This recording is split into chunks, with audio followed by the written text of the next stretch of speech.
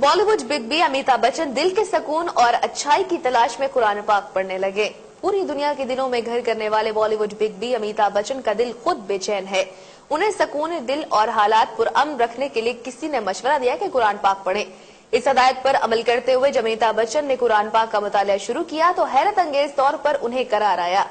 Big B ने social networking website Twitter पर आयतों का तर्जुमा भी लिखा कि जो किस्मत में होता है मिलकर ही रहता है। मुल्क की बका और सलामती के लिए कुरान पाक पढ़ना एक अच्छा नुस्खा है और इसलिए इस पर अमल पैरा हूं। The Quran is broken down into two sections. One is called Makkiyah, which means what was inspired to Muhammad, the Prophet of Islam, in Mecca. And one is called Madaniyah, what was inspired to the Prophet of Islam in Medina or Yathrib. In Mecca, you find much of the peaceful verses.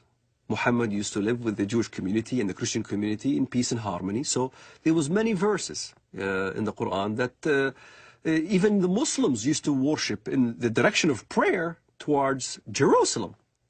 They saw many elements of a unity between the Jewish and the Christian and the Muslim faith. There are indeed some verses in the Quran that could be called peaceful and tolerant.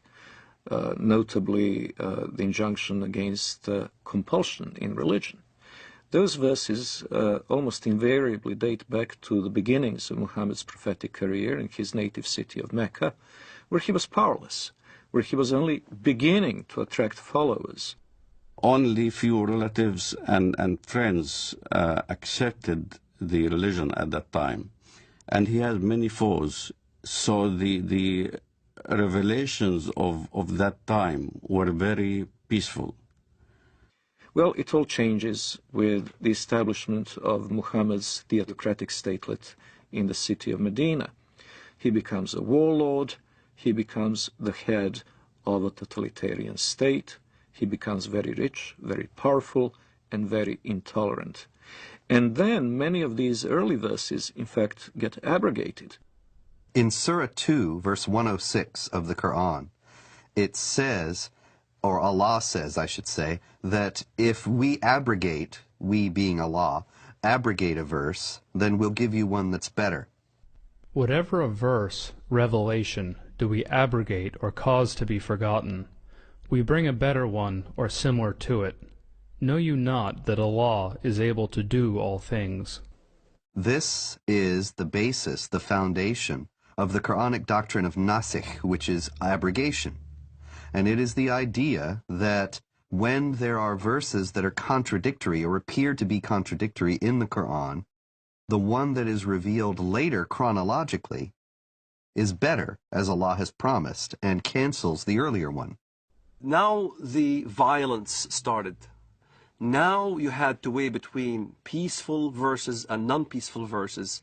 So the edict was that these were made null and void. It is indeed a very curious concept for a non-Muslim to accept the notion that God may change his mind about a topic and may issue one injunction in AD 614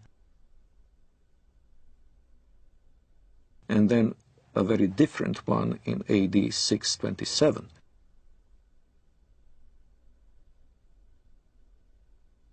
But this is indeed what has happened in Islam. It's very important to understand that the Quran is not arranged chronologically. It's arranged simply on the basis of the longest chapter to the shortest. And so you will find in the book itself some of these more tolerant verses at a later point in the book than the very intolerant ones advocating violence and subjugation of infidels.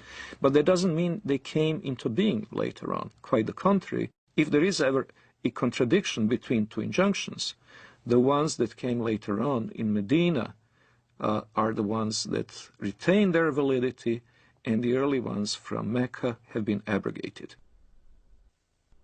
The peaceful verses became mansukha, means made null and void, with verses like the verses of the sword.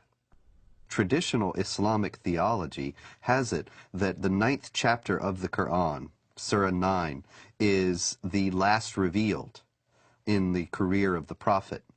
And it is the only one that doesn't begin with Bismillah ar-Rahman ar-Rahim, in the name of Allah, the Compassionate, the Merciful. Some have said that that's because there's no compassion or mercy in this particular chapter, and that it is the Quran's last word on jihad, and in particular on how Muslims should behave toward unbelievers. In it is the celebrated verse of the sword. And what does the verse of the sword say? It's very clear. That when the forbidden months are over, kill the people of the book wherever you find them. Lay siege for them, lay wait for them, lay ambush for them.